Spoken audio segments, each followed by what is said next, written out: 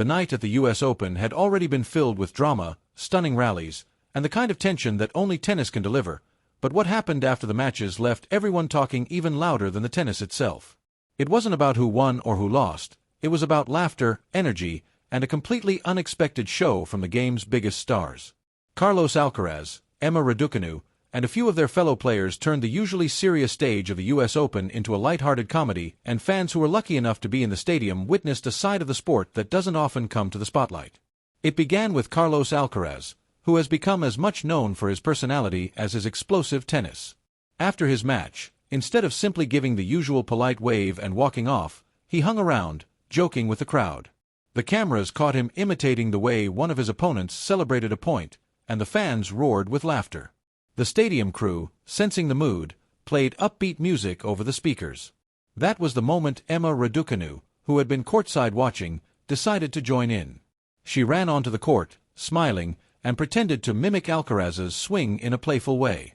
Within seconds, it turned into a spontaneous performance, something no one had expected at a Grand Slam. The two of them began exchanging exaggerated impressions of each other's serves and grunts. Raducanu pretended to slam down one of Alcaraz's famous thunderous forehands, only to trip in mock slow motion. Alcaraz, never missing a chance to entertain, fell to the ground clutching his chest as if he had been knocked out. The audience was in stitches, some recording with their phones, others just standing and cheering as though it was another five-set classic. What made it so emotional was the way it stripped back the pressure and showed these players as young people who could laugh at themselves. Tennis so often carries an image of seriousness, but here, in front of thousands, it felt like pure joy. Soon after, other stars who were still in New York joined in.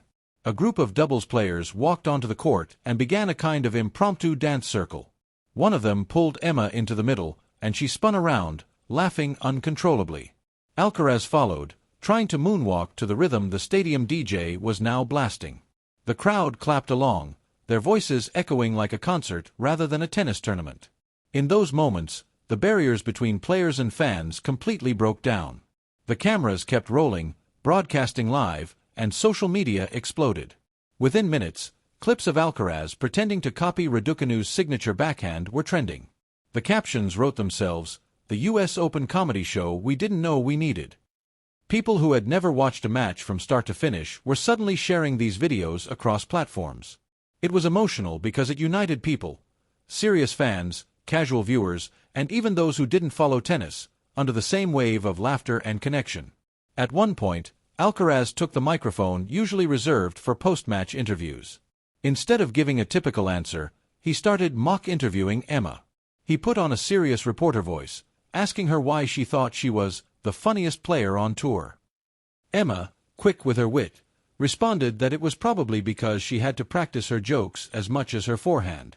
The crowd screamed with laughter again. Then, turning the tables, Emma grabbed the mic and asked Carlos to show off his hidden talent. Without missing a beat, he broke into a few dance moves, and the stadium practically shook with applause. What made the night unforgettable was the way the players forgot about the pressure of competition and instead gave fans an honest, human connection. These were athletes at the peak of their profession, yet they were letting themselves be silly, showing their vulnerabilities, and celebrating the fact that tennis is also entertainment. Children in the stands waved handmade signs and laughed until their cheeks hurt. Adults filmed with tears of laughter streaming down their faces. It was a once-in-a-lifetime kind of moment that reminded everyone why sport is about more than just scores and trophies. When the fun finally began to wind down, the players formed a line and bowed dramatically, as though they had just finished a Broadway performance. Emma and Carlos exchanged high fives and hugs with the others, and the crowd gave them a standing ovation. It wasn't rehearsed, it wasn't planned, and maybe that's why it worked so perfectly. It was raw, spontaneous joy.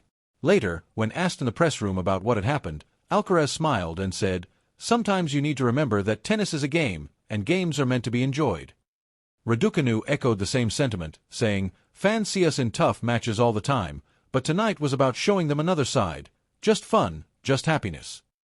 The media picked it up, calling it the US Open comedy show. It became a story not about forehands and serves, but about laughter, friendship, and togetherness. In the following days, clips from the show had millions of views online.